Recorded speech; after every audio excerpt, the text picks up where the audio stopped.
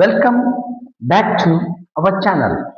ವಿದ್ಯಾರ್ಥಿಗಳೇ, ಇಂದು ನಾವು 8ನೇ ತರಗತಿಯ ವರ್ಗ ಮತ್ತು ಘನ ಪಾಠಕ್ಕೆ ಸಂಬಂಧಪಟ್ಟಂತ ಮುಂದುವರಿದ ಭಾಗವನ್ನ ಈ ವಿಡಿಯೋದಲ್ಲಿ ನಾವು ಏನ್ ಮಾಡೋಣ ತಿಳಿದುಕೊಳ್ಳೋಣ. ವಿದ್ಯಾರ್ಥಿಗಳೇ, ನೀವು ಈ ಹಿಂದಿನ ವಿಡಿಯೋದಲ್ಲಿ ನೋಡಿರ್ತೀರಿ, ಏನಪ್ಪಾ ಅಂದ್ರೆ ವರ್ಗಕ್ಕೆ ಸಂಬಂಧಪಟ್ಟಂತ ವಿವರಣೆಯನ್ನು ನೋಡಿದ್ರಿ. ಈ ವಿಡಿಯೋದಲ್ಲಿ ನಾವು ಗಣಕ್ಕೆ ಸಂಬಂಧಪಟ್ಟಂತ ವಿವರಣೆಯನ್ನು ನೋಡೋಣ. ವಿದ್ಯಾರ್ಥಿಗಳೇ, ಇಲ್ಲಿ ನೋಡಿ, ಗಣ ಸಂಖ್ಯೆಗಳು. ಇಂದು ನಾವು ಈ ಗಣ ಸಂಖ್ಯೆಗಳಿಂದ ನಮ್ಮ ಲೆಸನ್ ಅನ್ನ ಪ್ರಾರಂಭಿಸೋಣ. ನೋಡಿ, ಜ್ಯಾಮಿತೀಯವಾಗಿ ಘನ ಘನ ಎಂಬ ಪದ ನಿಮಗೆ ತಿಳಿದಿದೆ. ಅಂದ್ರೆ ನಾವು ಘನಾಕೃತಿಗಳು ಅಂತೀವಿ. ಇಲ್ಲಿ ನೋಡ್ರಿ, ಡಯಾಗ್ರಾಮ್ ಕೊಟ್ಟಿದ್ದಾರೆ. ಘನಾಕೃತಿಗಳು ಅಂದ್ರೆ 2 ಸೆಂಟಿಮೀಟರ್ ಬಾವಿನ ಅಳತೆ ಹೊಂದಿರುವ 1 ಸೆಂಟಿಮೀಟರ್ ಬಾವಿನ ಅಳತೆ ಇರುವ ಎಷ್ಟು ಘನಗಳು ಇಲ್ಲಿ ನೋಡಿ ವಿದ್ಯಾರ್ಥಿಗಳು ಕೊಟ್ಟು ಬಿಡ್ತಾರೆ. ಇಂಥವು 2 ಸೆಂಟಿಮೀಟರ್ ಇರುವಂತ ಬಾವು ಇಲ್ಲೇ 2 ಸೆಂಟಿಮೀಟರ್ ಅಂದ್ರ ಎಷ್ಟಾಗ್ತಾವ? 1 2 3 4 5 6 7 8 ಆಗ್ತಾವ. 8 ಭಾಗಗಳು ಆಗ್ತಾವ ಅನ್ನೋದನ್ನ ಕೊಟ್ಟಿದಾರ. ಹಾಗೆ ಇಲ್ಲಿ ಮುಂದೆ ನಾವು ನೋಡ್ಬಹುದು. ನೋಡಿ, 1 ಅಂದ್ರೆ 1ರ ಘನ 1 ಗುಣಾಕಾರ 1 ಗುಣಾಕಾರ 1, ಇದು 1ರ ಘನ ಆಗುತ್ತೆ. ಹಾಗೆ 8 2 ಗುಣಾಕಾರ 2 ಗುಣಾಕಾರ 2, ಇದು ಘನ ಸಂಖ್ಯೆ. ನೋಡಿ, 9 ಒಂದು ಘನವೇ ಅಲ್ಲ. ಯಾಕೆ 9 ಒಂದು ಘನ ಅಲ್ಲ ಅಂದ್ರ ಇದರಿಂದ 9 ಪೂರ್ಣ ಘನಫಲವಲ್ಲ. ಅಂದ್ರೆ ಇಲ್ಲಿ 9 ಘನ ಸಿಗೋದಿಲ್ಲ. ಅಂದ್ರೆ 27 ಒಂದು ಘನ ಸಂಖ್ಯೆ ಆಗುತ್ತೆ. ಯಾಕಂದ್ರೆ 3 ಗುಣಾಕಾರ 3 ಗುಣಾಕಾರ 3 ನಾವು ಗಮನಿಸುತ್ತೇವೆ. ಅಲ್ಲದೆ 10ರಿಂದ 29ರವರೆಗಿನ ಯಾವುದೇ ಸಂಖ್ಯೆಯೂ ಸಹ ಘನ ಸಂಖ್ಯೆ ಆಗೋದಿಲ್ಲ. ವಿದ್ಯಾರ್ಥಿಗಳು ಇದನ್ನ ನೆನಪಿಟ್ಕೋಬೇಕು ನಾವು. ಯಾಕಂದ್ರೆ 8 ಆಯ್ತಂದ್ರೆ ಮುಗೀತಿ. ಮುಂದಿನ ಯಾವ 9 10 11 12 ಇದರಿಂದ 26ರವರೆಗೆ ಯಾವುದೇ ಘನ ಸಂಖ್ಯೆಗಳು ಇಲ್ಲ. ಸರಿ ವಿದ್ಯಾರ್ಥಿಗಳೇ, ಈಗ ನಾವು ನೆಕ್ಸ್ಟ್ ಇಲ್ಲಿ ಸುಮ್ಮನೆ ಸಾಮಾನ್ಯವಾಗಿ ನೋಡ್ಕೊತಾ ಸಾಗೋಣ. ಇಲ್ಲಿ ನೋಡ್ರಿ, ಸಾಮಾನ್ಯವಾಗಿ ಯಾವುದೇ ಸಂಖ್ಯೆ n ಗೆ ಅದರ ಘನ ಅಂದ್ರೆ 3 ಸಾರಿ ಗುಣಾಕಾರವನ್ನ n ಕ್ಯೂಬ್ ಅಂದ್ರೆ n ಘಾತ 3 ಎಂದು ಬರೆಯುತ್ತೇವೆ. n ಘಾತ 3 ಅಂತೇಳಿ ನಾವು ಏನ್ ಮಾಡ್ತೀವಿ ವಿದ್ಯಾರ್ಥಿಗಳೇ? ಬರಿತೀವಿ. ಇಲ್ಲಿ ನೋಡಿ, ಇಲ್ಲೊಂದು ಕೋಷ್ಟಕವನ್ನು ಕೊಟ್ಟಿದಾರ. ಈ ಕೋಷ್ಟಕವನ್ನ ಗಮನಿಸಿ ವಿದ್ಯಾರ್ಥಿಗಳೇ. ಈ ಕೋಷ್ಟಕವನ್ನು ನೋಡಿ, ಕೆಳಗಿನ ಕೋಷ್ಟಕವನ್ನು ಪೂರ್ಣಗೊಳಿಸಿದಾರ. ನೋಡ್ರಿ, 1ರ ಘನ 1, 2ರ ಘನ 8, 3ರ ಘನ 27, 4ರ ಘನ 64, 5ರ ಘನ 125, 6ರ ಘನ ಎಷ್ಟಂತ ಕೇಳಿದಾರ ವಿದ್ಯಾರ್ಥಿಗಳೇ? 6ರ ಘನವನ್ನು ನಾವೀಗ ಮಾಡೋಣ ವಿದ್ಯಾರ್ಥಿಗಳೇ. ಇಲ್ಲಿ ನೋಡೋಣ. ಇಲ್ಲಿ ನೋಡ್ರಿ, 6ರ ಘನ ಎಷ್ಟು ಬರ್ತದೆ? 6 ಆಗ್ಲೇ 36, 36 ಆಗ್ಲೇ 216. ಇನ್ನ 7ರ ಘನ 7 7 49, 49 7 49 7 7 ಮೊದಲ 63 ಅಂದ್ರೆ 343.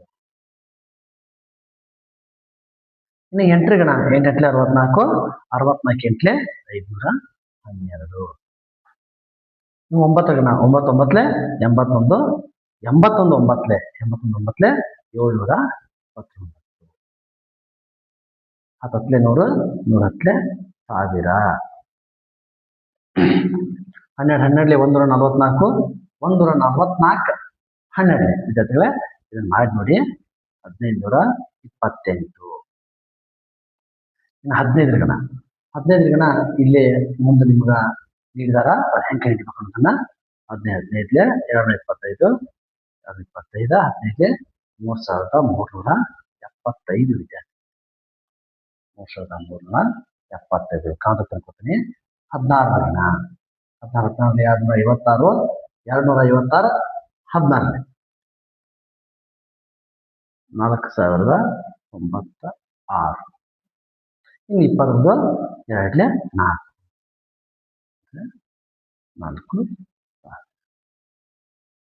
4000 ಬರುತ್ತೆ.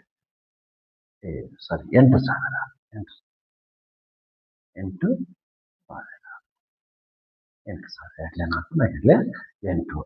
ಸರಿ ವಿದ್ಯಾರ್ಥಿಗಳೇ, ಇವುಗಳನ್ನ ನೀವು ಬರೆದುಕೊಳ್ಳಿ.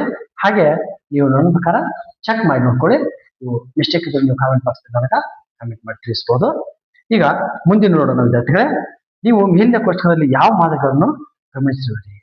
ಇಲ್ಲಿ ನೋಡ್ರಿ, ಇಲ್ಲಿ ನಾವು ಯಾವ ಮಾದರಿಯನ್ನು ನಾವು ಮಾಡಿದೀವಿ ಅನ್ನೋದನ್ನ ಇಲ್ಲಿ ನಾವು ಗಮನಿಸ್ಕೋಬೇಕಾಗುತ್ತೆ. ಇಲ್ಲಿ ನೋಡಿ ವಿದ್ಯಾರ್ಥಿಗಳೇ, ಇಲ್ಲಿ ಬೆಸ ಸಂಖ್ಯೆಗಳನ್ನ ಇಲ್ಲಿ ನೋಡಿ ಹಾಗೆ ಒಂದು ನೋಡ್ರಿ, ಇಲ್ಲಿ ಒಂದು, ಇಲ್ಲಿ ಹೊಳ್ಳಿ ವಾಪಸ್ ಏನ್ ಮಾಡಿದೀವಿ, 3 ಮತ್ತು 5 ಕುಡ್ಸೇವಿ, ಇಲ್ಲಿ 1 ಕುಡ್ಸೇವಿ, ಇಲ್ಲಿ 3 ಮತ್ತು 5 ಕುಡ್ಸಿದಾಗ 8 ಆಗುತ್ತೆ. 3 ಮತ್ತು 5 ಕುಡ್ಸಿದಾಗ ಏನಾಗುತ್ತೆ ವಿದ್ಯಾರ್ಥಿಗಳೇ, 8 ಬರುತ್ತೆ. 3, 5, 3, 5, 8 ಆಯ್ತು. ಇನ್ನ 7, 9, 11 ಅಂದ್ರೆ ಮುಂದ ಅದನ್ನ ಬಿಟ್ಕೋತ ಮುಂದಿನ ಕೂಡ್ಸ್ಕೋತ ಹೋದ್ವಿ ಅಂದ್ರ ಆ ಬೆಸ ಸಂಖ್ಯೆಗಳ ಸಂಕಲನದಿಂದ ನಾವು ಈ ಘನ ಸಂಖ್ಯೆಗಳನ್ನ ಪಡ್ಕೋಬಹುದು. 3, 3, 4, 4 ಈ ಜಂಪ್ ಆಗುತ್ತಾ ಹೋಗುತ್ತೆ ಮುಂದಿನ ಸಂಖ್ಯೆಗಳು ವಿದ್ಯಾರ್ಥಿಗಳೇ. ಸರಿ, ಈಗ ನೀವು ವರ್ಗ ಸಂಖ್ಯೆಗಳಂತೆ 1, 2 ಮತ್ತು 3 ಅಂಕೆಗಳನ್ನು ಹೊಂದಿರುವ ಘನ ಸಂಖ್ಯೆಗಳನ್ನು ಕಂಡುಹಿಡಿಯಬಹುದೇ? ಇಲ್ಲಿ ಒಂದಷ್ಟು ಕ್ವಶನ್ಗಳನ್ನು ಕೊಟ್ಟಿದಾರ. ಇಲ್ಲಿ ಅದರ ನಿಖರವಾಗಿ 2 ಸೊನ್ನೆಗಳೊಂದಿಗೆ ಯಾವ ರೀತಿಯಾಗಿ ವಿವರಿಸಬೇಕು ಅನ್ನೋದನ್ನು ಕೊಟ್ಟಿದಾರ. ವಿದ್ಯಾರ್ಥಿಗಳೇ, ಅತಿ ಮುಖ್ಯವಾಗಿ ಏನಪ್ಪಾ ಅಂದ್ರ ಟ್ಯಾಕ್ಸಿ ಕ್ಯಾಬ್ ಅಂದ್ರ ಇದೊಂದು ಸ್ಟೋರಿಯನ್ನು ಕೊಟ್ಟಿದಾರ. ಏನಪ್ಪಾ ಅಂದ್ರ ನಮ್ಮ ಗಣಿತ ತಜ್ಞರಾದಂತ ಒಮ್ಮೆ ಶ್ರೀನಿವಾಸ್ ರಾಮಾನುಜನ್ ಅವರು ಕೇಂಬ್ರಿಡ್ಜ್ ವಿಶ್ವವಿದ್ಯಾಲಯದಲ್ಲಿ GH ಹಾಡಿ ಅವರೊಂದಿಗೆ ಕೆಲಸ ಮಾಡುತ್ತಿದ್ದಾಗ ರಾಮಾನುಜನ್ ಅವರು ಅನಾರೋಗ್ಯದಿಂದ ಬಳಲುತ್ತಿದ್ದಾಗ ಹಾಡಿಯವರು ಅವರನ್ನು ಭೇಟಿ ಮಾಡಲು ಆಸ್ಪತ್ರೆಗೆ ಬಂದರು. ಹಾಡಿಯವರು ಪ್ರಯಾಣ ಮಾಡಿದ ಟ್ಯಾಕ್ಸಿ ಕ್ಯಾಬಿನ ಸಂಖ್ಯೆಯು 1729 ಆಗಿತ್ತು. ಅದರ ಪ್ರಕಾರ ಅಂದ್ರೆ ಅವ್ರ ಪ್ರಕಾರ, ಯಾರು ಹಾಡಿಯವರ ಪ್ರಕಾರ 1729 ಒಂದು ನಿರಸ ಸಂಖ್ಯೆ, ಅದು ಯೂಸ್ಲೆಸ್ ಸಂಖ್ಯೆ ಅಂತೇವೆ ನಾವು, ಒಂದು ನಿರಸ ಸಂಖ್ಯೆ, ಅದಕ್ಕೂ ಉಪಯೋಗ ಇಲ್ಲ ಅನ್ನುವ ವಿಚಾರ ಅವ್ರದ್ದಾಗಿತ್ತು. ಆದ್ರೆ ಇದು ಶಕುನವೇನಲ್ಲ, ಇದೇನು ಅಪಶಕುನವೇನಲ್ಲ ಅಂತೇಳಿ ಅವ್ರು ಆಶಿಸಿದ್ರು. ರಾಮಾನುಜರು ತಕ್ಷಣ ಉತ್ತರಿಸಿದ್ರು, ಇಲ್ಲ ಹಾಡಿ, ಇದು ತುಂಬಾ ಆಸಕ್ತಿದಾಯಕವಾದಂತ ಸಂಖ್ಯೆ ಇದೆ. ಇದು 2 ಗಣಗಳ ಮೊತ್ತವಾಗಿ ವಿಭಿನ್ನ ರೀತಿಯಲ್ಲಿ ವ್ಯಕ್ತಪಡಿಸಬಹುದು ಅಂತ ಹೇಳ್ತಾರ. ನೋಡ್ರಿ, ಟ್ಯಾಕ್ಸಿ ಕ್ಯಾಬ್ ಸಂಖ್ಯೆ ಬಗ್ಗೆ ನಾವು ತಿಳಿದುಕೋತಾ ಹೋದ್ರ ಅದೊಂಥರ ಏನಪ್ಪಾ ಐತಂದ್ರ ಒಂಥರ ಅಟ್ರಾಕ್ಟಿವ್, ಒಂಥರ ಏನೋ ಅದರಲ್ಲಿ ಥ್ರಿಲ್ ಇರುತ್ತೆ. ಈ ಟ್ಯಾಕ್ಸಿ ಕ್ಯಾಬ್ ಸಂಖ್ಯೆ ನೋಡ್ರಿ 1729 ಅಂದ್ರೆ 1ರ ಗಣ ಪ್ಲಸ್ 12ರ ಗಣ, ಹಾಗೆ 9ರ ಗಣ ಪ್ಲಸ್ 10ರ ಗಣ. ಅಂದ್ರೆ ಪ್ರಥಮ ಟ್ಯಾಕ್ಸಿ ಕ್ಯಾಬ್ ಸಂಖ್ಯೆ ಯಾವತ್ತಪ್ಪ ಅಂದ್ರ 1729. ಹೀಗೆ ಟ್ಯಾಕ್ಸಿ ಕ್ಯಾಬ್ ಸಂಖ್ಯೆಗಳು ಏನಾಗ್ತಾವ, ಮುಂದುವರಿತಾವ ವಿದ್ಯಾರ್ಥಿಗಳೇ. ಆದ್ದರಿಂದ ಇದು ರಾಮಾನುಜರು ಮತ್ತು ಹಾಡಿಯವರ ಡಿಸ್ಕಸ್ನಿಂದ, ವಿವೇಚನೆಯಿಂದ ಬಂದಂತ ಸಂಖ್ಯೆ ಆದ್ರಿಂದ ಇದನ್ನ ಏನಂತಾರ, ಹಾಡಿ ರಾಮಾನುಜನ್ ಸಂಖ್ಯೆ ಅಂತೇಳಿ ಇದನ್ನ ಕರೀತಾರ.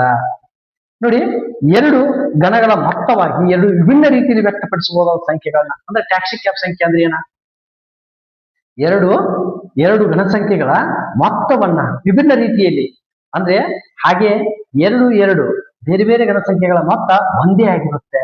ಅಂತ ಸಂಖ್ಯೆಗಳನ್ನ ಏನಂತಾರ, ಟ್ಯಾಕ್ಸಿ ಕ್ಯಾಬ್ ಸಂಖ್ಯೆಗಳು ಅಂತೇಳಿ ಕರೀತಾರ ವಿದ್ಯಾರ್ಥಿಗಳೇ. ಇಲ್ಲಿ ಒಂದಷ್ಟು ನೀಡಿದಾರ ನೋಡ್ರಿ, ಇಲ್ಲಿ ಒಂದಷ್ಟು ನಿಮ್ಗೆ ಎಕ್ಸಾಂಪಲ್ ಕೊಟ್ಟಾರ. ಇದನ್ನು ಪ್ರಯತ್ನಿಸಿ ಅಂದಾರ. ಈ ಟ್ಯಾಕ್ಸಿ ಕ್ಯಾಬ್ ಸಂಖ್ಯೆನ ನೀವು ಯಾವ ರೀತಿಯಾಗಿ ಮಾಡ್ರಿ ನೋಡೋಣ ಅನ್ನೋದನ್ನ ಈಗ ನಾವು ನೋಡೋಣ. ನೋಡ್ರಿ, ಟ್ಯಾಕ್ಸಿ ಕ್ಯಾಬ್ ಸಂಖ್ಯೆಗಳು ಅಂದ್ರೆ 4104 ಮತ್ತು 13832 ಆಗಿವೆ. ಇವುಗಳಲ್ಲಿ ಪ್ರತಿಯೊಂದನ್ನು 2 ಗಣ ಸಂಖ್ಯೆಗಳ ಮೊತ್ತವಾಗಿ ವ್ಯಕ್ತಪಡಿಸಬಹುದಾದ ವಿಧಾನಗಳನ್ನ ಪತ್ತೆ ಹಚ್ಚಿ ಅಂತಾರ. ಈಗ ನಾವು ಅವುಗಳನ್ನ ಯಾವ ರೀತಿ ಮಾಡಬೇಕು ಅನ್ನೋದನ್ನ ಇಲ್ಲಿ ನೋಡೋಣ. ನೋಡ್ರಿ, ಟ್ಯಾಕ್ಸಿ ಕ್ಯಾಬ್ ಸಂಖ್ಯೆಗಳು ನೋಡಿ, ಇಲ್ಲಿ 2^3 ಪ್ಲಸ್ 16^3 ಅಂದ್ರೆ 2^3 ಅಂದ್ರೆ 8 ಮತ್ತು 16^3 ಅಂದ್ರೆ 4096. ಇವು ಎರಡನ್ನ ಸೇರಿಸಿದಾಗ ಎಷ್ಟು ಬರ್ತೀವಿ ವಿದ್ಯಾರ್ಥಿಗಳೇ? ನೋಡಿ, 4104. 4104 ಎರಡನೇ ವಿಧಾನ ನೋಡ್ರಿ, 9^3 ಪ್ಲಸ್ 17^3 729 ಪ್ಲಸ್ 3375 4104 ಬರುತ್ತೆ ವಿದ್ಯಾರ್ಥಿಗಳೇ. ಇದು ಟ್ಯಾಕ್ಸಿ ಕ್ಯಾಬ್ ಸಂಖ್ಯೆಗಳನ್ನ ವಿವರಿಸುತ್ತೆ. ಈ ಎರಡನೇದನ್ನು ನೋಡೋಣ. ನೋಡಿ, 13832 ಇದೆ. ಇದು 2^3 ಪ್ಲಸ್ 24^3 ಆಗುತ್ತೆ ವಿದ್ಯಾರ್ಥಿಗಳೇ. 3 8 ಪ್ಲಸ್ ನೋಡ್ರಿ 24 13824 ಇವೆರಡು ಸೇರಿಸಿದಾಗ 13832 ಆಗುತ್ತೆ. ಇನ್ನ ಎರಡನೇದು 18ರ ವರ್ಗ ಮತ್ತು 20ರ ವರ್ಗ 5832 ಪ್ಲಸ್ 8000 13832 ಆಗುತ್ತೆ. ಎರಡು ಸಮ ಆಗುತ್ತೆ ವಿದ್ಯಾರ್ಥಿಗಳೇ. ಈಗ ವಿದ್ಯಾರ್ಥಿಗಳೇ, ಈಗ ಇವು ಎರಡು ಅವ್ರು ಕೊಟ್ಟಿದ್ದು ಆಯ್ತು. ಇನ್ನೊಂದಷ್ಟು ನಾವೇನ್ ಮಾಡೋಣ, ಆ ಸಂಖ್ಯೆಗಳನ್ನ ಇಲ್ಲಿ ನೋಡೋಣ. 40,000 33. ಈ 40,33 93 ಪ್ಲಸ್ 34ರ ಗಣಗಳಾಗುತ್ತೆ. ಹಾಗೆ 16 ಮತ್ತು 33ರ ಗಣ ಆಗುತ್ತೆ ವಿದ್ಯಾರ್ಥಿಗಳೇ, ಗಣ. ಇನ್ನು ಮತ್ತೊಂದು ಸಂಖ್ಯೆ ಇದೆ, 1,10,841 ಇದೆ. ಅದು 6ರ ಗಣ ಮತ್ತು 48ರ ಗಣಗಳ ಮೊತ್ತಕ್ಕೆ ಸಮಾನ 27 ಗಣ ಮತ್ತು 45ರ ಗಣಗಳಿಗೆ ಏನಾಗಿರುತ್ತೆ ವಿದ್ಯಾರ್ಥಿಗಳೇ, ಸಮ ಆಗಿರುತ್ತೆ. ಇವುಗಳು ನೀವು ಕ್ಯಾಲ್ಕುಲೇಟರ್ ಯಾವುದೋ ಒಂದು ಸಾಧನವನ್ನು ಬಳಸಿ ಮಾಡಿ ನೋಡಿ, ಕರೆಕ್ಟ್ ಆದ ಆನ್ಸರ್ ಅಲ್ಲಿ ಏನಾಗುತ್ತೆ ವಿದ್ಯಾರ್ಥಿಗಳೇ, ನಿಮಗೆ ದೊರೆಯುತ್ತೆ. ಇವು ಟ್ಯಾಕ್ಸ್ ಕ್ಯಾಪ್ ಸಂಖ್ಯೆಗಳು. ಇನ್ನೂ ಮುಂದಿನ ಸಂಖ್ಯೆಗಳು ಬರ್ತಾವ, ಆದ್ರೆ ದೊಡ್ಡ ದೊಡ್ಡ ಸಂಖ್ಯೆಗಳು ಇನ್ನ ಏನಾಗ್ತಾವ ವಿದ್ಯಾರ್ಥಿಗಳೇ, ಬರ್ತಾ ಹೋಗ್ತಾವ. ಅವುಗಳು ನಾವು ಸ್ಪಷ್ಟವಾಗಿ ಹಾಗೂ ವಿವರವಾಗಿ ನೋಡಬಹುದು. ಈ ಹಂತಗಳನ್ನು ನೋಡಿ ವಿದ್ಯಾರ್ಥಿಗಳೇ. ಇದ್ರ ಮೊದಲನೇ ಹಂತ ಏನಪ್ಪಾ ಅಂದ್ರ ಗಣಸಂಖ್ಯೆಗಳ ಕ್ರಮಾನುಗತ ಗಣಸಂಖ್ಯೆಗಳನ್ನ ಬರ್ಕೋತ ಹೋಗೋದು. ಅಂದ್ರೆ ಕೊನೆಯವರೆಗೂ ಕ್ರಮಾನುಗತ ಗಣಸಂಖ್ಯೆಗಳನ್ನ ನಾವ್ ಏನ್ ಮಾಡ್ಕೋತ ಹೋಗ್ಬೇಕು ವಿದ್ಯಾರ್ಥಿಗಳೇ, ಬರ್ಕೋತ ಹೋಗ್ಬೇಕು. 1 ಗಣ, 2 ಗಣ, 3 ಗಣ, 4 ಗಣ, 5 ಗಣ, 6 ಗಣ, ಹೀಗೆ ಬರ್ಕೋತ ಹೋಗಿ ಎರಡನೇ ಹಂತದೊಳಗೆ ಏನ್ ಮಾಡ್ಬೇಕಪ್ಪ ಅಂದ್ರ ಇವನ್ನ ಕ್ರಮಾನುಗತ ಅಥವಾ ನೀವು ಯಾವ್ದನ್ನಾಗ್ಲಿ ಅವುಗಳನ್ನ ಏನ್ ಮಾಡ್ಬೇಕು, 2ರ ಗಣ ಸಂಖ್ಯೆಗಳನ್ನ ಮೊತ್ತವನ್ನು ಮಾಡಬೇಕು. ಆ ಮೊತ್ತಗಳು ಏನಾಗ್ಬೇಕು, ಹಂತ 3ರಲ್ಲಿ ಇರುವಂತೆ ಪರ್ಯಾಯ ಪುನರಾವರ್ತಿತ ಆಗಬೇಕು. ಅಂದ್ರೆ ಅದರ ಮೊತ್ತ ಏನಾಗ್ಬೇಕು ವಿದ್ಯಾರ್ಥಿಗಳೇ, ಪುನರಾವರ್ತಿತ ಆಗಬೇಕು. ಪುನರಾವರ್ತಿತ ಆದಾಗ ನಮಗೆ ಆ ಸಂಖ್ಯೆನ ನಾವು ಏನ್ ಮಾಡ್ಬೋದು, ಟ್ಯಾಕ್ಸ್ ಕ್ಯಾಪ್ ಸಂಖ್ಯೆ ಅಂತೇಳಿ ನಾವು ಅದನ್ನ ಏನ್ ಮಾಡ್ಬೋದು, ಕರಿಬಹುದು ವಿದ್ಯಾರ್ಥಿಗಳೇ. ಇಲ್ಲಿ ನೋಡಿ, ಇಲ್ಲಿ ಮಾಡಿದಾರಲ್ಲ ಅದೇ ರೀತಿಯಾಗಿ ಅದು ಅಂದ್ರೆ ಅದು 1723 ಇತ್ತಲ್ಲ, ಅದು ಸೇಮ್. ಅದನ್ನ ಯಾವ ರೀತಿಯಾಗಿ ಅವರು ಹೇಳಿದ್ರಲ್ಲ ರಾಮಾನುಜನವರು, ಅದೇ ರೀತಿಯಾಗಿ ನಾವಿಲ್ಲಿ ಏನ್ ಮಾಡಬೇಕು, ಆ ಹಂತವನ್ನು ಬಳಸ್ಕೊಂಡು ನಾವು ಈ ರೀತಿಯಾಗಿ ಮಾಡ್ಬೇಕಾಗುತ್ತೆ. ಇದು ಆಲ್ರೆಡಿ ಅವ್ರು ಮಾಡಿದಾರ. ಅದೇ ರೀತಿಯಾಗಿ ನಾವು ಏನ್ ಮಾಡ್ಬೇಕು ವಿದ್ಯಾರ್ಥಿಗಳೇ, ಮಾಡ್ಬೇಕಾಗುತ್ತೆ. ಇಲ್ಲಿ ನೋಡಿ, ಪೂರ್ಣ ಗಣ ಸಂಖ್ಯೆಗಳು ಮತ್ತು ಕ್ರಮಾನುಗತ ಬೆಸ ಸಂಖ್ಯೆಗಳು. ಇಲ್ಲಿ ನೋಡಿ, 1ರ ಗಣ, 1ರ ಗಣ ಅದು 1 ಆಯ್ತು. ಇನ್ನು 3 + 5 ನೆಕ್ಸ್ಟ್ ಬೆಸ ಸಂಖ್ಯೆಗಳು. ನೆಕ್ಸ್ಟ್ ಬೆಸ ಸಂಖ್ಯೆ 3, 5. ಅದರ ನೆಕ್ಸ್ಟ್ ಇರುವಂತವು ನೋಡಿ ವಿದ್ಯಾರ್ಥಿಗಳೇ, ಅದರ ನೆಕ್ಸ್ಟ್ 7, 9, 11, 27 ಅಂದ್ರೆ 3ರ ಗಣ. ಅದರ ನೆಕ್ಸ್ಟ್ ಹಾಗೆ ಬರ್ಕೋತ ಹೋಗ್ತಾರ ವಿದ್ಯಾರ್ಥಿಗಳೇ. ಇಲ್ಲಿ ಲಾಸ್ಟ್ ಒಂದು ಕೇಳಿದಾರ ನೋಡ್ರಿ, ನೀವು ಲೆಕ್ಕಾಚಾರ ಮಾಡದೆಯೇ ಈ ಮೊತ್ತ ಎಷ್ಟು ಎಂದು ಹೇಳಬಂದಿದ್ಯಾ? ಈಜಿಯಾಗಿ ಹೇಳ್ಬೋದು ನಾವು. ಯಾಕೆ ಬಿಡಿ ಸ್ಥಾನ, ಒಂದನೇ ಸಂಖ್ಯೆ ಮತ್ತು ಕೊನೆಯ ಸಂಖ್ಯೆ ಅವ್ನ ಎರಡು ನೋಡಿದಾಗ 200 ಬರುತ್ತೆ ಉತ್ತರ. ಅದು ಈಜಿಯಾಗಿ ನಾವು 10ರ ಗಣ 1000 ಬರುತ್ತೆ ಅಂತ ನಮಗೆ ಹೇಳ್ಬೋದು ವಿದ್ಯಾರ್ಥಿಗಳೇ. ಇಲ್ಲಿ ಬನ್ನಿ, ಇಲ್ಲೊಂದಷ್ಟನ್ನ ಎಕ್ಸಾಂಪಲ್ ಕೊಟ್ಟಾರ. ಗಣಮೂಲಗಳನ್ನ ಯಾವ ರೀತಿಯಾಗಿ ನಾವು ಪತ್ತೆ ಹಚ್ಚಬೇಕು ನೋಡ್ರಿ. 8ರ ಗಣಮೂಲ 2. ಇದನ್ನ ನಾವು ಅವಿಭಾಜ್ಯ ಅಪವರ್ತನ ಕ್ರಮದ ಮೂಲಕ ನಾವು ಏನ್ ಮಾಡಬಹುದು ವಿದ್ಯಾರ್ಥಿಗಳೇ, ಇದನ್ನ ಪತ್ತೆ ಹಚ್ಚಬಹುದು. ಇಲ್ಲೊಂದು ಕೊಟ್ಟಿದ್ದಾರೆ ನೋಡ್ರಿ ಅವರು, 3375. ಇದನ್ನ ಅವ್ರಿಗೆ ನಮಗೆ ಎಕ್ಸಾಂಪಲ್ ಆಗಿ ನೀಡಿದ್ದಾರೆ ವಿದ್ಯಾರ್ಥಿಗಳೇ. ಅವು 3 ಒಂದೊಂದು ಗುಂಪುಗಳನ್ನ ಮಾಡ್ಕೋಬೇಕು. ಅವಾಗ 3 ಮತ್ತು 5 ಅಂದ್ರೆ 3 5 ಎಷ್ಟಾಗುತ್ತೆ ವಿದ್ಯಾರ್ಥಿಗಳೇ, 15. ಅವು 15ರ ಆಧಾರ ಸಂಖ್ಯೆ ಆಗುತ್ತೆ. ನೋಡ್ಕೊಳ್ಳಿ ವಿದ್ಯಾರ್ಥಿಗಳೇ, ಮತ್ತೊಂದಷ್ಟು ನಿಮಗಾಗಿ ಏನ್ ಮಾಡಿದಾರ, ಎಕ್ಸಾಂಪಲ್ಗಳನ್ನ ನೀಡಿದಾರ. ಆ ಎಕ್ಸಾಂಪಲ್ಗಳನ್ನ ಸ್ಪಷ್ಟವಾಗಿ ನೋಡ್ಕೊಳ್ಳಿ. ಇಲ್ಲಿ ಮೇಲೆ ಏನ್ ಮಾಡಿದಾರ, ನಿಮ್ಗೊಂದು ಲೆಕ್ಕವನ್ನು ಕೊಟ್ಟಿದ್ದಾರೆ ನೋಡಿ ವಿದ್ಯಾರ್ಥಿಗಳೇ. ಅಂದ್ರೆ ನೀವು ಮಾಡಿದೆ ಅಂತೇಳಿ ಈ ಸಂಖ್ಯೆಗಳ ಬೆಲೆ ಗಣಮೂಲಗಳನ್ನ ಕಂಡುಹಿಡಿಯಿರಿ. 64 ವಿದ್ಯಾರ್ಥಿಗಳೇ. ಈ 64ನ್ನ ಇಲ್ಲಿ ನಾವು ಈಜಿಯಾಗಿ ಹೇಳ್ಬಿಡ್ಬೋದು. 64 ಇದು 4 ಅಂತೇಳಿ ಅದನ್ನ ಮಾಡಿ ತೋರಿಸ್ತೇನೆ ನೋಡಿ ನಿಮಗ. 64 ಅಂದ್ರೆ 4 1 4 6 4 16 ಆಯ್ತು. 4 4 ಅಂದ್ರೆ 4 4 4. ಅದನ್ನ ಈ ರೀತಿಯಾಗಿ ನಾವು ಬರೆಯೋಣ ನೋಡಿ.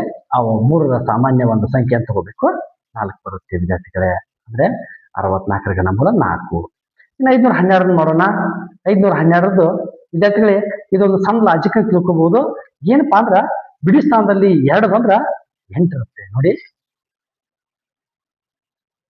ಇದನ್ನ ನಾವೀಗ ಮಾಡೋಣ. 6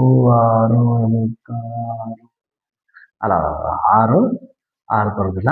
ಇಲ್ಲಿ ಏನಾಗುತ್ತೆ ವಿದ್ಯಾರ್ಥಿಗಳೇ, ಇದು ತಪ್ಪಾಗುತ್ತೆ. 8 ಬರುತ್ತೆ. 8 8 48 3 ರೀತಿ 8 ಎಂಟೆಂಟ್ಲೆ ವಿದ್ಯಾರ್ಥಿಗಳೇ ಇದರ ಏನಾಗುತ್ತೆ ಆಧಾರ ಮೂಲ ವರ್ಗಮೂಲ 8 ಆಗುತ್ತೆ. ಇನ್ನು ಇದರದ್ದು 9 ಬಂದ್ರೆ ವರ್ಗಮೂಲ ಕೂಡ ಏನಾಗಿರುತ್ತೆ ವಿದ್ಯಾರ್ಥಿಗಳೇ 9 ಆಗಿರುತ್ತೆ. ಬಿಡಿ ಸಂಖ್ಯೆದ್ದು ನೋಡಿ 2 ಬಂದ್ರೆ 8 ಆಗಿರುತ್ತೆ 9 ಬಂದ್ರೆ 9 ಆಗಿರುತ್ತೆ. ಅದನ್ನ ನಾವು ಅರ್ಥೈಸ್ಕೋಬೇಕು. ಬಿಡಿ ಸ್ಥಾನದಲ್ಲಿ 4 ಬಂದ್ರೆ ಅದರ ವರ್ಗಮೂಲವು ಕೂಡ ಬಿಡಿ ಸ್ಥಾನದಲ್ಲಿ 4 ಹೊಂದಿರುತ್ತೆ. ಇದು ಒಂದೊಂದು ಸಂಖ್ಯೆ ಇರೋದ್ರಿಂದ ಅದೇ ಸಂಖ್ಯೆಗಳು ಅದರ ವರ್ಗಮೂಲಗಳಾಗಿ ಗುರುತಿಸಬಹುದು ನಾವು ಅನ್ನೋದನ್ನ ನಾವಿಲ್ಲಿ ತಿಳಿದುಕೊಳ್ಬೇಕು ವಿದ್ಯಾರ್ಥಿಗಳೇ. ಈಗ ನಾವು ನೆಕ್ಸ್ಟ್ ನೋಡೋಣ ಕ್ರಮಾನುಗತ ವ್ಯತ್ಯಾಸಗಳು. ನೋಡಿ ಯಾವ ರೀತಿ ಇಲ್ಲಿ ವ್ಯತ್ಯಾಸಗಳು ಆಗ್ತಾವ. 3, 5 ಅಂದ್ರೆ ಬೆಸ್ ಸಂಖ್ಯೆಗಳ ಹಂತ 1 ಹಂತ 2 ಕೊಟ್ಟಿದಾರ. ಬೆಸ್ ಸಂಖ್ಯೆಗಳ ವ್ಯತ್ಯಾಸಗಳನ್ನ ಆಗ್ತಾವ ವಿದ್ಯಾರ್ಥಿಗಳೇ. ಇದನ್ನ ಎಕ್ಸಾಂಪಲ್ ಸಿಗಕ್ಕೆ ಕೊಟ್ಟಿದಾರ, ಇದು ನೋಡ್ಕೊಳ್ಳಿ. ಯಾಕಂದ್ರೆ ಈ ಎಲ್ಲಾ ಲೆಕ್ಕಗಳನ್ನ ಯಾಕೆ ನೋಡ್ಕೋಬೇಕು ಅಂದ್ರೆ ಮುಂದೆ ಬರುವಂತ ಕಂಡು ಹಿಡಿಯಿರಿ. ಹಾಗೂ ಎಕ್ಸಾಮ್ಗಳಲ್ಲಿ ಇದ್ರಲ್ಲೂ ಈ ಎಕ್ಸಾಂಪಲ್ ಕೊಟ್ಟಿರ್ತಾರಲ್ಲ ಅವ ಲೆಕ್ಕಗಳನ್ನ ಏನ್ ಮಾಡ್ಬೋದು ವಿದ್ಯಾರ್ಥಿಗಳೇ ಬರ್ಬೋದು. ಅದಕ್ಕಾಗಿ ನೋಡ್ಕೊಳ್ಳಿ. ಇನ್ನು ಇತಿಹಾಸದ ಒಂದು ತುಣುಕನ್ನು ಕೊಟ್ಟಿದಾರ. ಆ ಇತಿಹಾಸದ ಒಂದು ತುಣುಕ ನೋಡ್ರಿ. ಇಲ್ಲಿ ಒಂದು ಬೆಸ್ ಸಂಖ್ಯೆಗಳದಾವ. 7 ಇಲ್ಲಿ 7 ಬಂದವ. ಅಲ್ಲಿಂದ ಮತ್ತೇನಾಗುತ್ತೆ 8 19 ಸಂಖ್ಯೆಗಳು ಏನಾಗ್ತಾವ ಡಿಫ್ರೆನ್ಸ್ ಬರ್ತಾವ. ಅಂದ್ರೆ ಬೆಸ್ ಸಂಖ್ಯೆಗಳನ್ನ ವಿದ್ಯಾರ್ಥಿಗಳಲ್ಲಿ ಅಲ್ಲಿ ಕೂಡ ಏನಾಗ್ತಾವ ಡಿಫ್ರೆನ್ಸ್ ಕಂಡು ಬರುವುದು. ಏನಾಗ್ತದ ಬೆಸ್ ಸಂಖ್ಯೆಗಳನ್ನ ಬರುತ್ತೆ ಅಂತ ಹೇಳ್ಬೋದು. ಇತಿಹಾಸದ ಒಂದು ತುಣುಕನ್ನ ನೋಡ್ರಿ ಇಲ್ಲಿ. ಇನ್ನ ವಿದ್ಯಾರ್ಥಿಗಳೇ ಬಹುಮುಖ್ಯವಾದಂತ ಅಂಶ ಅಂದ್ರೆ ನೀವು ಜಾಸ್ತಿ ಹುಡುಕಾಡೋದು, ವಿದ್ಯಾರ್ಥಿಗಳು ಜಾಸ್ತಿ ಹುಡುಕಾಡೋದು. ಈಗ ಶಿಕ್ಷಕರದು ಆಯ್ತು, ಶಿಕ್ಷಕರು ಯಾಕಂದ್ರೆ ಶಿಕ್ಷಕರಿಗೆ ಇವು ಬಹಳ ಹೆಲ್ಪ್ಫುಲ್. ಈಗ ಕೆಲವೊಮ್ಮೆ ನಾವು ಲೆಕ್ಕ ಮಾಡ್ಕೊಂಡು ನಮ್ಗೆ ತಪ್ಪು ಅನ್ಸುತ್ತೆ. ಯಾಕೆ ಈಗ ಕಂಡು ಹಿಡಿಯಿರಿ ಅದರಲ್ಲಿರುವಂತ ಲೆಕ್ಕಗಳನ್ನ ನಾವೇನ್ ಮಾಡೋಣ ತಿಳಿದುಕೊಳ್ಳೋಣ. 1ನೇ ಲೆಕ್ಕ. ಅದು 1ನೇ ಲೆಕ್ಕ ಏನಿದೆಯಪ್ಪ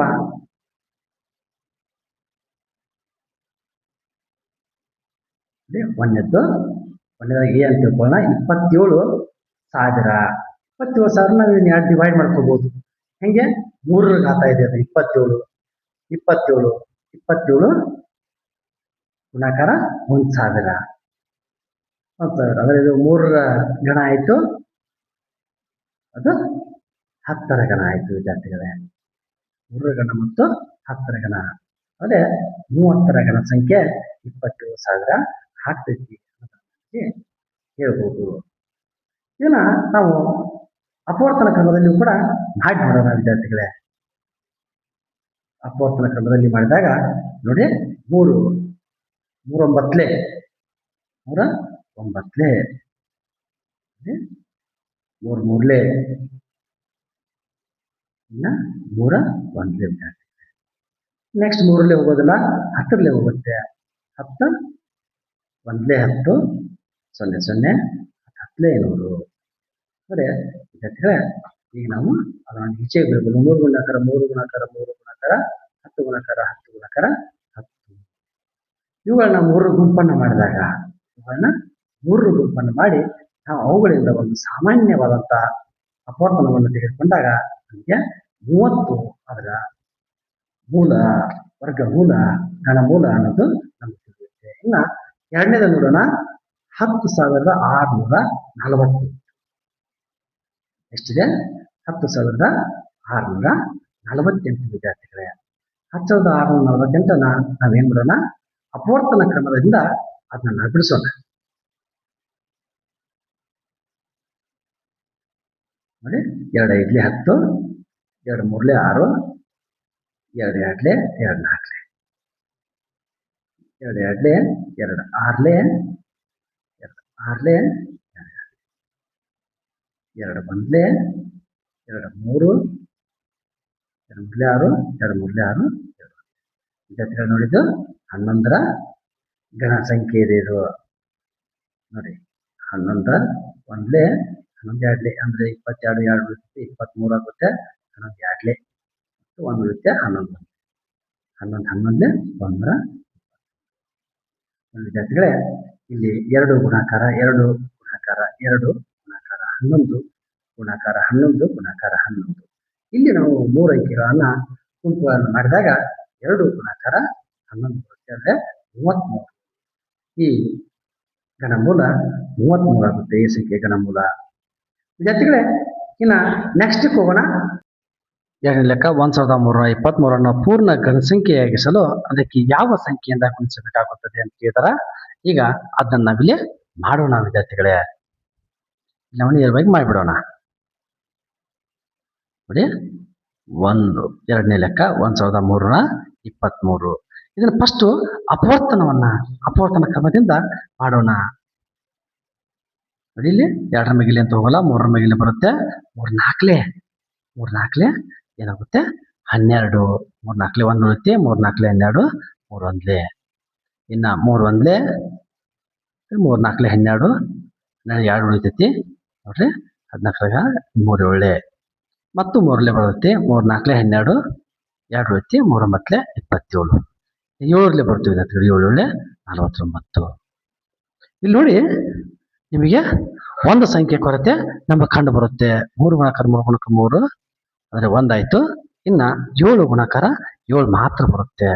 ಆದ್ದರಿಂದ ನಾವೇನ್ ಮಾಡ್ಬೇಕಾಗುತ್ತೆ, ಈ ಸಂಖ್ಯೆಗೆ ಅಂದ್ರೆ 1323 7ರಿಂದ ಗುಣಾಕಾರವನ್ನು ಮಾಡಬೇಕು. ನೋಡಿ, ಇಲ್ಲಿ ನಾನು ಲೆಕ್ಕವನ್ನು ಮಾಡೋಣ. 7 3ಲೆ 21, 2 ಕೈಲ ಬಂತು, 7 2ಲೆ 14, 14 2 16. 7 3ಲೆ 21, 21 1 ಎಷ್ಟಾಗುತ್ತೆ 22 ಆಗುತ್ತೆ. 7 1 7 1 7 2 9 ಅಂದ್ರೆ 9261.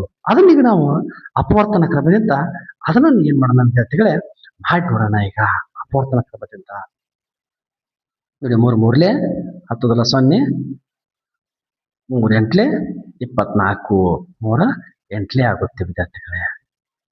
ನೋಡಿ, 2 ಉಳಿತಿ, 3 7 21. 3ಲೆ 3 1ಲೆ 10 0, 3 2ಲೆ 3 9ಲೆ, 3 3ಲೆ 3 4ಲೆ 3 3ಲೆ. ವಿದ್ಯಾರ್ಥಿಗಳೇ, ಇದು ನೋಡ್ರಿ, ಇದು 7ರ ಘನ ಸಂಖ್ಯೆ ಇದೆ. 4ಲೆ 9ಲೆ ನೇರವಾಗಿ ನಾವು ಅಂದ್ರೆ 28 ಆಗುತ್ತೆ. ಅಲ್ಲಿ 6 ಉಳಿಯುತ್ತೆ, 63 7 9ಲೆ 7 7ಲೆ. ನೋಡಿ, ನಾವೀಗ ಅದನ್ನ 7ರಿಂದ ಗುಣಿಸೋದ್ರ ಮೂಲಕ ನಾವೇನ್ ಮಾಡ್ತೀವಿ, ಘನಸಂಖ್ಯೆಯನ್ನ ಪತ್ತೆಹಚ್ಚೋದಕ್ಕಾಗಿ ಸಾಧ್ಯ ಆಗ್ತದೆ ವಿದ್ಯಾರ್ಥಿಗಳೇ. 3 ಗುಣಾಕಾರ 7 7 3ಲೆ 21ರ ಘನ ಸಂಖ್ಯೆ ಯಾವ್ದಪ್ಪ ಅಂದ್ರೆ 9261. ಈಗ ನೆಕ್ಸ್ಟ್ ಹೋಗೋಣ ವಿದ್ಯಾರ್ಥಿಗಳೇ. ಮೂರನೇ ಪ್ರಶ್ನೆ, ಇದು ಸರಿ ಅಥವಾ ತಪ್ಪು ಎಂದು ತಿಳಿಸಿ ನಂತರ ನಿಮ್ಮ ತಾರ್ಕಿಕತೆಯನ್ನ ವಿವರಿಸಿ ಅಂತಾರ ವಿದ್ಯಾರ್ಥಿಗಳೇ. ಇಲ್ಲಿ ಮೊದಲೇ ನೋಡ್ರಿ, ಯಾವುದೇ ಬೆಸ ಸಂಖ್ಯೆಯ ಗಣವು ಸಮಸಂಖ್ಯೆಯಾಗಿರುತ್ತದೆ. ಇದು ತಪ್ಪು ವಿದ್ಯಾರ್ಥಿಗಳೇ. ಯಾವುದೇ ಬೆಸ ಸಂಖ್ಯೆಯ ಗಣವು ಸಮಸಂಖ್ಯೆ ಆಗಿರುವುದಿಲ್ಲ, ಅದು ಬೆಸ ಸಂಖ್ಯೆ ಆಗಿರ್ತದೆ. ಯಾಕಂದ್ರೆ ನಾವು ಮೂರು ಒಂದು ಬೆಸ ಸಂಖ್ಯೆ, ಅದರ ಗಣನ ಕೂಡ ಏನಾಗಿರುತ್ತೆ 27 ಆಗಿರುತ್ತೆ. ಆದ್ದರಿಂದ ಅದೇನಾಗುತ್ತೆ, ತಪ್ಪಾಗುತ್ತೆ. ಅದೇನು ತಪ್ಪು, ಅಲ್ಲಲ್ಲ ತಪ್ಪು. ಅದನ್ನು ನಾವು ಏನ್ ಮಾಡಬೇಕಾಗುತ್ತೆ, ಹಚ್ಚೋಣ. ಇನ್ನು 8ರಿಂದ ಕೊನೆಗೊಳ್ಳುವ ಯಾವುದೇ ಘನ ಸಂಖ್ಯೆ ಇರುವುದಿಲ್ಲ. ತಪ್ಪು, ಇಟ್ ಇಸ್ ರಾಂಗ್. ಯಾಕಂದ್ರೆ ವಿದ್ಯಾರ್ಥಿಗಳೇ, 2ರ ಗಣ 8 ಆಗಿರುತ್ತೆ. ಬೆಸ ಸಂಖ್ಯೆ ಒಳಗ 2ನ್ನ ಯಾವುದೇ ಸಂಖ್ಯೆ ಆಧಾರ ಸಂಖ್ಯೆ ಅಥವಾ ಘನ ಸಂಖ್ಯೆ ಹೊಂದಿರಲಿ, ಅದರ ಘನ ಸಂಖ್ಯೆ ಆಧಾರ ಸಂಖ್ಯೆ ಹೊಂದಿರುತ್ತೆ, ಅದರ ಘನ ಸಂಖ್ಯೆ ಬಿಡಿ ಸ್ಥಾನದಲ್ಲಿ 8 ಇದ್ದೇ ಇರುತ್ತೆ. ಬೆಸ ಸಂಖ್ಯೆ ಅಲ್ಲ, ಬಿಡಿ ಸ್ಥಾನದಲ್ಲಿ 8 ಇದ್ದೇ ಇರುತ್ತೆ. ಇನ್ನ 3ನೇದ ನೋಡೋಣ. 2 ಅಂಕಿಯ ಸಂಖ್ಯೆಯ ಗಣವು 3 ಅಂಕಿಯ ಸಂಖ್ಯೆಯಾಗಿರಬಹುದು. ಇಲ್ಲ ವಿದ್ಯಾರ್ಥಿಗಳೇ, ಸಾಧ್ಯ ಇಲ್ಲ. ಯಾಕಂದ್ರೆ ಅತ್ಯಂತ ಚಿಕ್ಕ ಸಂಖ್ಯೆ ಯಾವ್ದಪ್ಪ ಅಂದ್ರ 10. 2 ಅಂಕಿಯ ಚಿಕ್ಕ ಸಂಖ್ಯೆ ಯಾವುದು 10. ಈಗ 10ರ ಗಣವನ್ನು ಮಾಡಿದಾಗ ಅದರ ಗಣ ಎಷ್ಟು ಬರುತ್ತೆ, ಎಷ್ಟು ಬರುತ್ತೆ, 1000 ವಿದ್ಯಾರ್ಥಿಗಳೇ. 1000. ಯಾಕಂದ್ರೆ 1000ದಲ್ಲಿ 4 ಅಂಕಿಗಳದಾವ. ಅಂದ್ರೆ 3 ಅಂಕಿ ಸಂಖ್ಯೆ ಬರೋದಕ್ಕ ಸಾಧ್ಯನೇ ಇಲ್ಲ ಅನ್ನೋದನ್ನ ನಾವಿಲ್ಲಿ ತಿಳ್ಕೋಬಹುದು. ಇನ್ನ ನೆಕ್ಸ್ಟ್ ನೋಡೋಣ. 2 ಅಂಕಿಯ ಸಂಖ್ಯೆಯ ಗಣವು 7 ಅಥವಾ ಅದಕ್ಕಿಂತಲೂ ಹೆಚ್ಚಿನ ಸಂಖ್ಯೆಯನ್ನ ಹೊಂದಿರಬಹುದು ಅಂತಾರ. ಇದು ಕೂಡ ಸಾಧ್ಯ ಇಲ್ಲ ವಿದ್ಯಾರ್ಥಿಗಳೇ. ಇದು ಕೂಡ ರಾಂಗು, ಇದು ತಪ್ಪು, ಇದು ಕೂಡ ತಪ್ಪು. ಯಾಕಂದ್ರೆ ಇಲ್ಲಿ ನಾವು ಮಾಡ್ಬಿಡೋಣ. 2 ಅಂಕಿ ದೊಡ್ಡ ಸಂಖ್ಯೆ 99. ಆ 99ರ ಗುಣಾಕಾರವನ್ನ ನಾವಿಲ್ಲಿ ಏನ್ ಮಾಡ್ತೇವೆ ವಿದ್ಯಾರ್ಥಿಗಳೇ, ನಿಮ್ಮ ಕಣ್ಣಿದ್ರೇನೆ ಮಾಡಿಬಿಡೋಣ.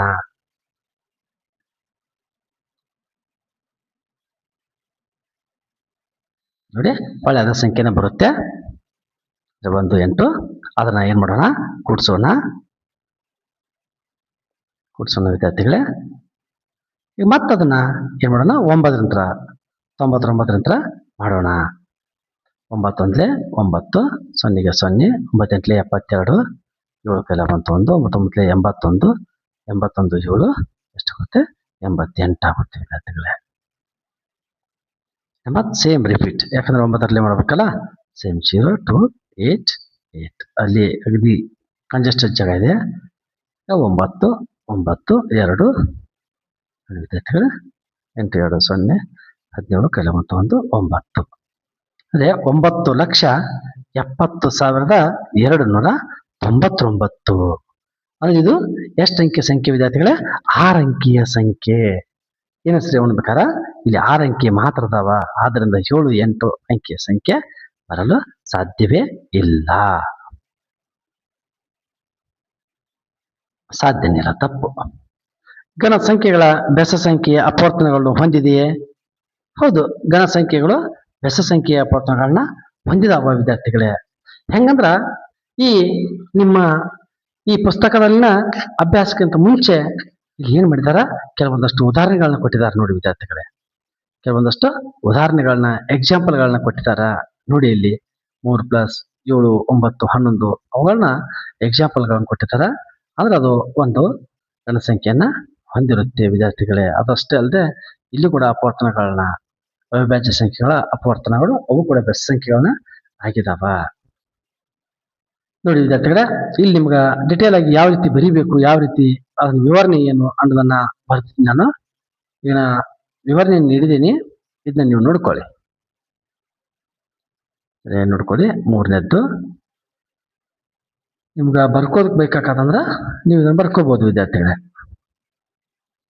ಆದ ಕಾರಣ ನಾ ಇದನ್ನ ನಿಮ್ಗೆ ಏನ್ ಮಾಡಕತ್ತೀನಿ, ಸ್ಕ್ರೀನ್ ನಲ್ಲಿ ತೋರಿಸ್ತಾ ಇದ್ದೀನಿ. ಹೇಳೋದ್ರಿಂದ ಸಾಧ್ಯ ಆಗಲ್ಲದನ್ನ ನಾವಿಲ್ಲಿ ಏನ್ ಮಾಡ್ಬೋದು, ಬರಿಬಹುದು.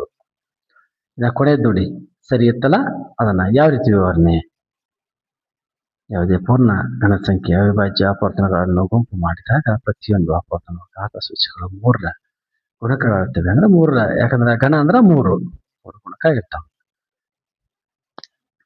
ಇನ್ನ ಬನ್ನಿ ವಿದ್ಯಾರ್ಥಿಗಳೇ, ನೆಕ್ಸ್ಟ್ ಲೆಕ್ಕ 4ನೇ ಲೆಕ್ಕ.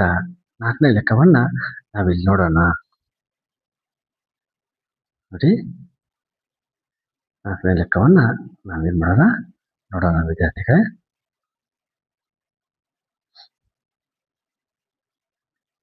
ಅದನ್ನ ನಾವು ಈ ಮ್ಯಾಲೆ ನೋಡಿದಂಗ ನಾವು ಅದನ್ನು ಕೂಡ ಸಂಖ್ಯೆ 1331 ಒಂದು ಪೂರ್ಣ ವರ್ಗ ಎಂದು ನೀವು ಹೇಳುತ್ತೀರಿ. ಹೌದು ಹೇಳ್ತೀವಿ ನಾವು, ಹೌದದು 11ರ ವರ್ಗ ಗಣಸಂಖ್ಯೆ.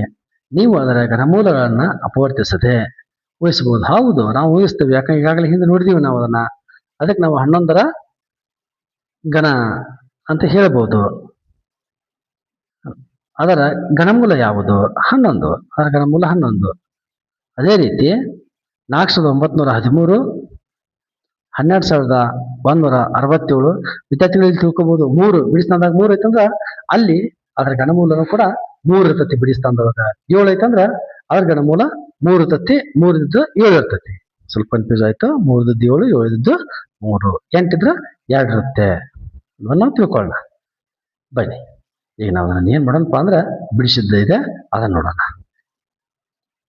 ನೋಡಿ ವಿದ್ಯಾರ್ಥಿಗಳೇ.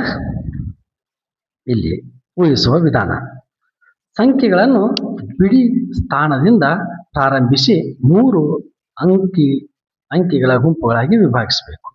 ಅದಕ್ಕೆ ಇದು 1331 ಐತಲ್ಲ, ಇದು 331 ಗುಂಪು, 1 ಗುಂಪು ಮಾಡಬೇಕು ಅಂತ ಅರ್ಥ ನೋಡಿ. ಈಗ 331 ಫಸ್ಟ್ ಬಿಡಿ ಸ್ಥಾನದನ್ನ ನೋಡ್ಕೋಬೇಕು. ಅಲ್ಲಿ 1 ಬರುತ್ತೆ, ಬಿಡಿ ಸ್ಥಾನದಲ್ಲಿ 1. ಆದ್ದರಿಂದ ಇಲ್ಲೂ ಕೂಡ ಬಿಡಿ ಸ್ಥಾನದಲ್ಲಿ ಏನು ಬರುತ್ತೆ, 1 ಬರುತ್ತೆ ವಿದ್ಯಾರ್ಥಿಗಳೇ. ಬಿಡಿ ಸ್ಥಾನದಲ್ಲಿ 1 ಆಗುತ್ತೆ ನೋಡಿ. ಅದನ್ನ 1 ಆಗಿರುತ್ತೆ ಅನ್ನೋದನ್ನ ನಮಗೆ ತಿಳ್ಕೋಬಹುದು. ಹಾಗೆ ನೆಕ್ಸ್ಟ್ ಸಂಖ್ಯೆ ನೋಡ್ರಿ, 1 ಇದೆ. 1 ಅದು ಏನಿದೆ, 1 ಘನಸಂಖ್ಯೆ ಆಗಿರೋದ್ರಿಂದ ಅದರ ಘನ 1 ಆಗಿರುತ್ತೆ. ಅಂದ್ರೆ 10ರ ಸ್ಥಾನದಲ್ಲಿ ಕೂಡ ಏನಿರುತ್ತೆ ವಿದ್ಯಾರ್ಥಿಗಳೇ, 1. ಆದ್ದರಿಂದ ಇದರ ಘನಮೂಲ 11 ಅಂತೇಳಿ ನಾವಿಲ್ಲಿ ಹೇಳ್ಬೋದು ವಿದ್ಯಾರ್ಥಿಗಳೇ. ಇದರ ಘನಮೂಲ ಎಷ್ಟಾಗುತ್ತೆ? 11 ಆಗುತ್ತೆ. ಇನ್ನು ಎರಡನೇ ಲೆಕ್ಕ ನೋಡಿ, 4913 ಘನಮೂಲವನ್ನು ಕಂಡುಹಿಡಿಯಿರಿ ಅಂತಾರ. ಇಲ್ಲಿ ಗುಂಪುಗಳನ್ನು ಮಾಡಿದಾಗ 4 ಮತ್ತು 913 ಎರಡು ಗುಂಪುಗಳು ಇಲ್ಲಿ ಉಂಟಾಗ್ತಾವ. ನೋಡಿ, 913 ಇಲ್ಲಿ ಬಿಡಿ ಸ್ಥಾನದಲ್ಲಿ 3 ಇದೆ. 3 ಇದರಲ್ಲಿ 7 ಬರುತ್ತೆ. ಆಟೋಮೆಟಿಕ್ ಆಗಿ ಬಿಡಿ ಸ್ಥಾನದಲ್ಲಿ ಎಷ್ಟು ಬರುತ್ತೆ ವಿದ್ಯಾರ್ಥಿಗಳೇ? 7 ಬರುತ್ತೆ.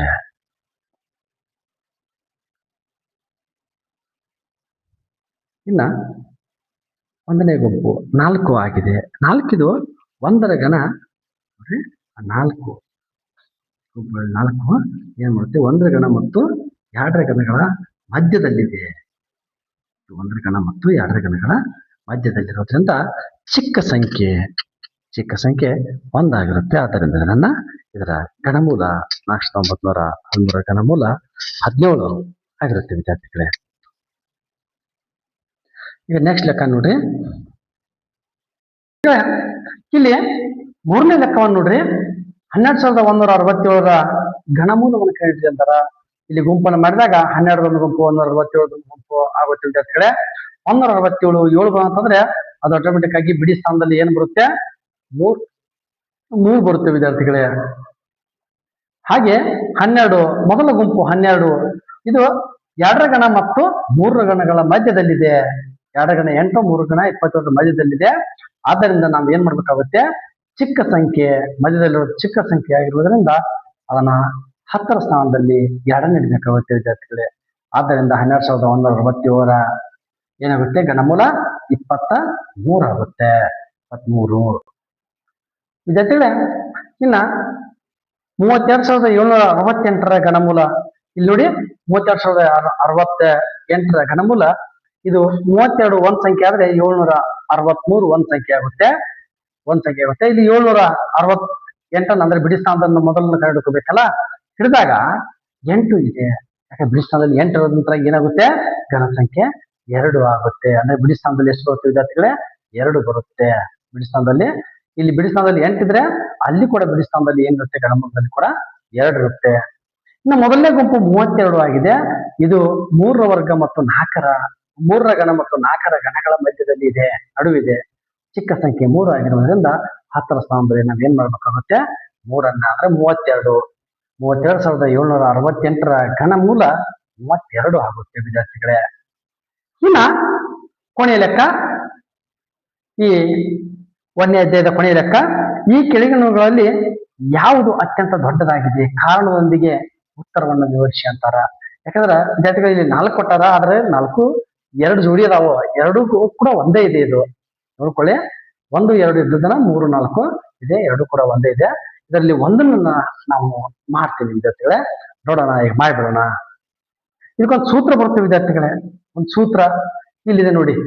ಸೂತ್ರ ನೋಡ್ರಿ, ಕ್ರಮಾನುಗತ ಸಂಖ್ಯೆಗಳ ಗಣಗಳ ವ್ಯತ್ಯಾಸವನ್ನು ಕಂಡುಹಿಡಿಯಲು ಈ ನಿಯಮವನ್ನು ಬಳಸಬೇಕು. ಯಾವುದು? n³ = n-1/3. ಇದನ್ನು ಬಿಡಿಸಿ ಬರೆದಾಗ 1 + n ಗುಣಾಕಾರ n-1 × 3 ಆಗುತ್ತೆ ವಿದ್ಯಾರ್ಥಿಗಳೇ. ಅದನ್ನ ನಾವು ಸ್ಪಷ್ಟವಾಗಿ ನಾವು ವಿವರಣೆ ಮೂಲಕ ಬಿಡಿಸಿ ಬರೆದಾಗ ಯಾವ ರೀತಿ ಆಗುತ್ತೆ ನೋಡಿ ವಿದ್ಯಾರ್ಥಿಗಳೇ. ನಾವು ಮೊದಲನೇ ಲೆಕ್ಕವನ್ನ ಒಂದೇದರ ಮೌಲ್ಯವನ್ನ ನಾವು ಕಂಡುಹಿಡಿಬೇಕಾದ್ರೆ ಏನಾಗುತ್ತೆ? 67³ - 66³ ಅಂದ್ರೆ n ಅಂದ್ರೆ 67, ಏನಂದ್ರೆ 67, n-1 ಅಂದ್ರೆ 66. ನೋಡ್ರಿ, 1 +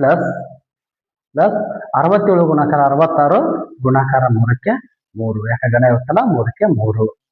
ಇದು ಎರಡುಗಳ ಗುಣಾಕಾರ ಮಾಡಿದಾಗ 1 + 4422 ಬರುತ್ತೆ. ಗುಣಾಕಾರ 3. ಇವುಗಳನ್ನು ಗುಣಾಕಾರ ಮಾಡಿದಾಗ ವಿದ್ಯಾರ್ಥಿಗಳಿಗೆ ಉತ್ತರ ಎಷ್ಟು ಬರುತ್ತೆ? 13267 ಬರುತ್ತೆ. ಇನ್ನ ಎರಡನೇದರ ಮೌಲ್ಯವನ್ನು ನೋಡೋಣ. ಎರಡನೇದ್ದು ಅಂದ್ರೆ 4342³ ನೋಡ್ರಿ. ಈ ಸೂತ್ರದಲ್ಲಿ ಆ ಸೂತ್ರದಲ್ಲಿ ಇದನ್ನ ಹಾಕಿದಾಗ ಏನಾಗುತ್ತೆ? +43 ಗುಣಾಕಾರ 42 n-1 42 ಗುಣಾಕಾರ 3. ಇದನ್ನ ನಾವು ಗುಣಾಕಾರವನ್ನು ಮಾಡಿದಾಗ ಇದರ ಉತ್ತರ ಕೂಡ ಎಷ್ಟು ಬರುತ್ತೆ? 5419 ಬರುತ್ತೆ ವಿದ್ಯಾರ್ಥಿಗಳೇ. ಆದ್ದರಿಂದ ನಾವು ಯಾವ ತೀರ್ಮಾನಕ್ಕೆ ಬರ್ಬೋದಪ್ಪ ಅಂದ್ರೆ 13267 ದೊಡ್ಡದು 5419ಕ್ಕಿಂತ. ಅಂದ್ರೆ ಏನು ಯಾವ್ದು ದೊಡ್ಡದಾಗುತ್ತೆ? 67ರ ಘನ ಮೈನಸ್ 66ರ ಘನ. ಹೆಂಗೆ ಇಲ್ಲಿ ನೋಡಿ, ಸಂಖ್ಯೆಗಳು ದೊಡ್ಡವಾಗಿದ್ದಷ್ಟು ಅವುಗಳ ಘನಗಳ ನಡುವಿನ ವ್ಯತ್ಯಾಸವೂ ಕೂಡ ದೊಡ್ಡದಾಗುತ್ತಾ ಹೋಗುತ್ತೆ. ಸಾಂದು ಇದು ಯಾಕಂದ್ರೆ ಸಾಂದಿದೆ, ಇದು ದೊಡ್ಡದಿದೆ, ಅದರಿಂದ ಇದು ದೊಡ್ಡದಾಗಿರುತ್ತೆ ಅನ್ನೋದನ್ನ ನಾವು ತಿಳ್ಕೋಬೇಕು ವಿದ್ಯಾರ್ಥಿಗಳೇ. ಇಲ್ಲಿವರೆಗೆ ವಿಡಿಯೋವನ್ನು ವೀಕ್ಷಿಸಿದ್ದಕ್ಕೆ ಥ್ಯಾಂಕ್ ಯು. ಈ ಮುಂದಿನ ಏನು 2ನೇ ಘಟಕದ್ದು ಹಾಗೂ 3ನೇ ಘಟಕದ್ದು ನಿಮಗೆ ಯಾವುದೇ ಹೈಸ್ಕೂಲ್ಗೆ ಸಂಬಂಧಪಟ್ಟಂತ ಯಾವುದೇ 8th 9th 10th ಯಾವುದೇ ವಿಷಯಗಳ ಯಾವುದೇ ಗಣಿತಕ್ಕೆ ಸಂಬಂಧಪಟ್ಟಂತ ಯಾವುದೇ ಪಾಠದ ವಿವರಣೆಗಳು ಬೇಕಿದ್ರೆ ನೀವು ಕಾಮೆಂಟ್ ಬಾಕ್ಸ್ ಅಲ್ಲಿ ಕಾಮೆಂಟ್ ಮಾಡಿ ವಿದ್ಯಾರ್ಥಿಗಳೇ, ನಾವು ನಿಮಗೆ ವಿಡಿಯೋನ ಅಪ್ಲೋಡ್ ಮಾಡುವಂತ ಕೆಲಸವನ್ನು ಮಾಡ್ತೇನೆ. ಇದು GPST HSR ಓದುವಂತ ಅಭ್ಯರ್ಥಿಗಳಿಗೂ ಕೂಡ ಹೆಲ್ಪ್ಫುಲ್ ಇದೆ. ಎಲ್ಲರೂ ಸದುಪಯೋಗ ಪಡಿಸ್ಕೊಳ್ಳಿ. Thank you one and all.